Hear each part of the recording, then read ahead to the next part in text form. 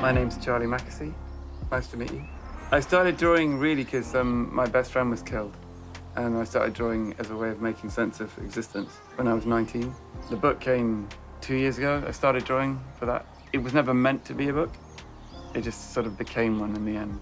Instagram was one of the main ways I sort of heard from people, and they're very honest and open and really candid about what was going on in their lives. I discovered the NHS were using them right through Britain, and then, you know, I would see images of drawing stuck on lampposts in LA, in Sydney, in Melbourne, places where things were really tough. I guess for me, it just happened by surprise, and the more I saw it, the more I drew. That's certainly surreal, having Oprah read your book out. But I'm very grateful for doing it. I think, you know, one of the things about the book has been working on the notion that we as men probably struggle to be open about what we're really feeling, particularly when times are tough. And, you know, we put on a good show, but ultimately, you know, there are times when it's important we tell the truth. And I was really struck by Chris Hemsworth, actually, and how he kind of raved about the book.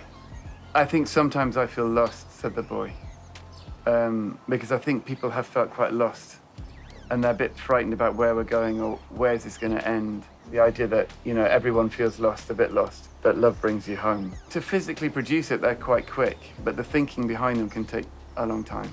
I know for me, and I think it's probably quite normal to think that you're not quite enough the way you are, that somehow you have to prove yourself to be more than you are. Just to be enough in yourself is a massive discovery. Yeah, I think the idea that sometimes, you know, that there's a deep fear in us that if people really knew that we were just ordinary, we sometimes feel we have to be extraordinary to be loved, and I just don't think that's the case.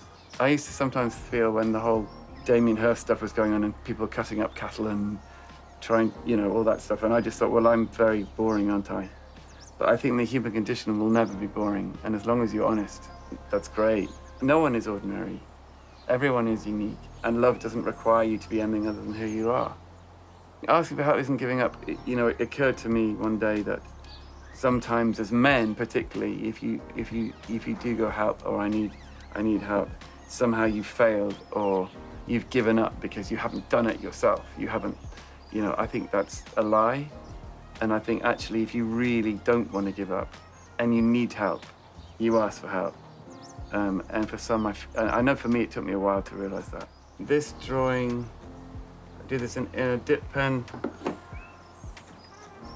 What's the best thing? This drawing went into a lot of hospitals, I think, and schools. I think I describe what we're in now as a storm. This drawing is about the answer to the question, what's the best thing you've learned about storms? And the answer is that they end.